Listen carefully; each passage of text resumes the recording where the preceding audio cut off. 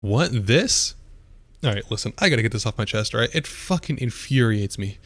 How people can just subdue to this fucking mediocrity so willingly. Like, how the Hey guys, it's Future Lyfull here. As you can see there at the beginning, I went off on a little stupid rant. I took that early in the morning. I forgot to fuck my dog, so my sexual frustration was a little, on the high side, so I do apologize for that.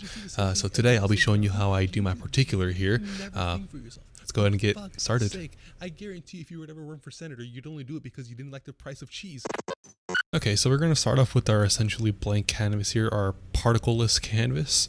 And what you're going to want to do to get started with this is you're going to want to go ahead and create a solid here. So you're going to put Control Y. We'll just call this one particular. Doesn't matter what color the solid is either. Go ahead and create your solid. And we're going to go ahead and chop this solid up to fit every single scene that is being used in this. And we'll adjust them accordingly. Alright, now that you have all of your black solids adjusted here, you're going to want to go ahead also, if you put a shake on on a scene, I usually put my particles under the shake. That way it shakes with the scene so it looks a little more natural. So now you're going to want to go ahead and insert your particular into your black solid here. So go ahead and go into your effects and presets tab, type in particular, and go ahead and insert it into your black solid. If you don't have particular, you're probably on the wrong video. You might want to get that first. There are plenty of videos out there on how to get it. So we have our particular inserted here on our first scene, and this first scene is just essentially a bunch of one framers. That's basically a hyper slide, and I'll tell you why that's important later. For now, I'm going to show you the base settings that I use for my particular. So we're going to go ahead and start from top to bottom just to make this easier. So on the emitter tab, this is going to be the tab you're going to be changing the most here. I always put my emitter behavior on explode. Particles per second is going to be 0.5. This is one that can vary depending on the scene and how many particles you want on the screen. This one in particular, I put 0.5. I sometimes go all the way up to maybe even 2. That's pushing it though. That's a lot of particles. This one in particular, we're doing 0.5. Next one up is going to be the emitter type. That one is a box. After that, you're going to want to go ahead and scroll down to your velocity tab. You're going to want to go ahead and set that to 0. Scroll down to your emitter size. That's going to go to XYZ individual. So you can adjust only the Z portion, which is going to be set to 2000, the emitter size Z. And the final thing to adjust here is you're going to go into the emission extras. The pre-run is going to be set to 100. After, you're going to want to go ahead and go into your particle tab here.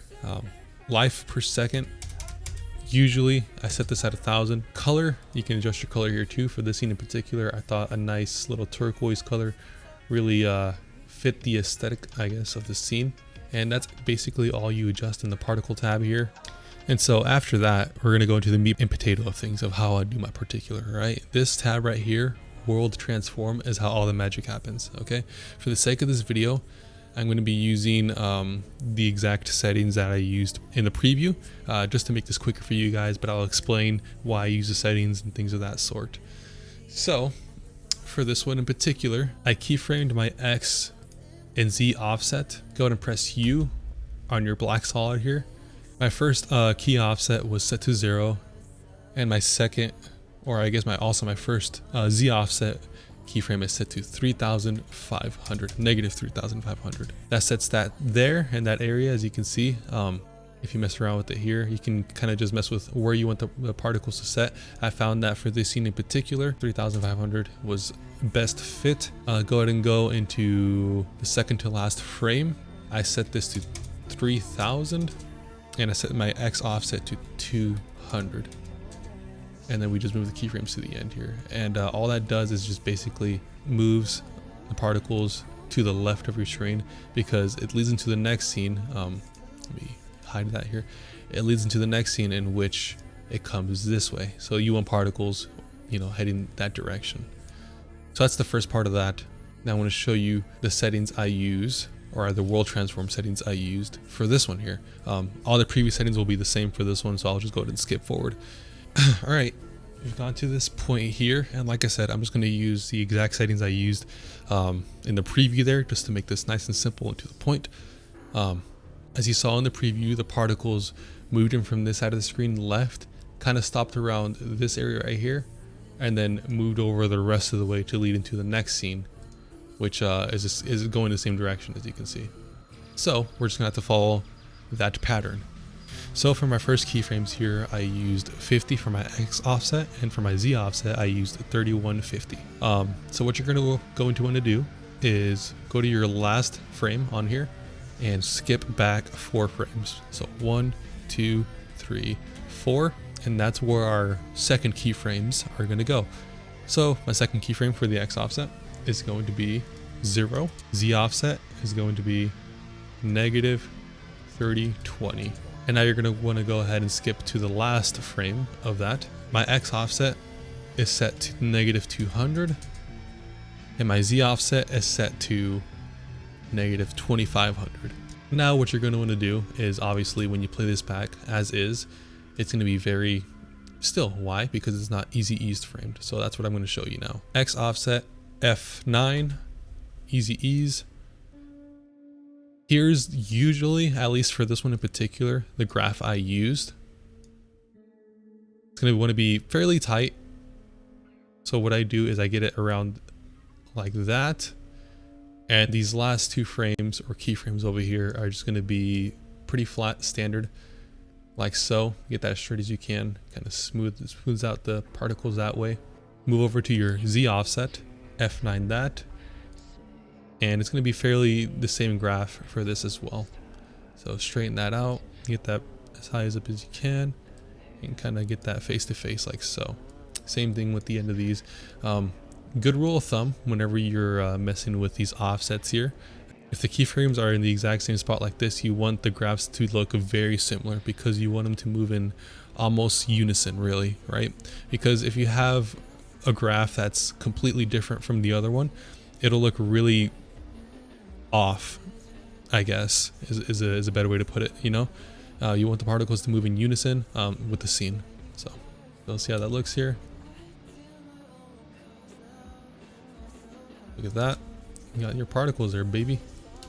So as you can see here, we've got our particles set for the first scene here. And I'll go ahead and show you how I get my particles to look exactly the way I do as far as, you know, the appearance of them. So we'll do this for the first scene as well. My go-to is I always right click my particles and I set the blending mode to screen, and then I look up deep glow. I usually always put deep glow, or sometimes I put universe glow as well on my particles. I just set the radius to 1000, and that usually does the trick for me. And if you play that back, you can see there you've got your fantastic particles. I'll go ahead and do a skip to the last scene here, just so you can get the kind of the finished product, and I'll kind of walk you through, you know, what that graph looks like as well. Alright, so here we are at the final step of the last scene with our particles here. As you can see, I have my X and Z offset already preset here and pretty much done. That's the final product, how it looks like.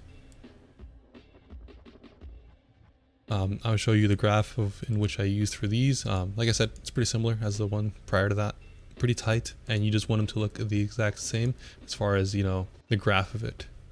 So the finished product, I'll go ahead and turn all the rest of the layers off, the shakes and all that, and this will be the finished product that you'll get from following this tutorial.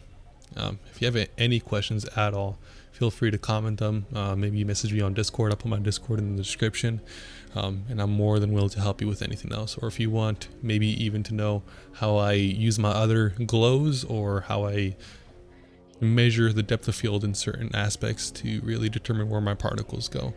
If you guys want, I can make a tutorial on how I do my shakes, how I do my scaling, my slides. I am going to do one on my 3D stroke that I don't think I've seen one done before, at least in the style that I do it. So I will do one on that for sure. But if you guys want any other tutorial on how I do anything else, just go ahead and comment down below and I'll make sure to do it.